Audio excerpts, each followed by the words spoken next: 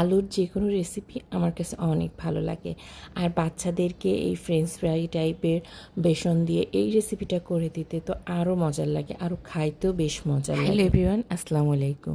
আলুটা আগে থেকে সিদ্ধ করে পানিটা ঝরিয়ে রেখেছিলাম এবং বেসনটা একটু সুন্দর করে মানে ঘন করে গোলাইছি। তারপরও এটা বেশ আমার মন মতো হয়নি, তো তারপর আলুটা ওর সাথে মাখিয়ে আমি অয়েলে দিয়ে নিয়েছি। আর বেসনটা আগে থেকে মাখিয়ে রাখলে বেশ ভালো হয়।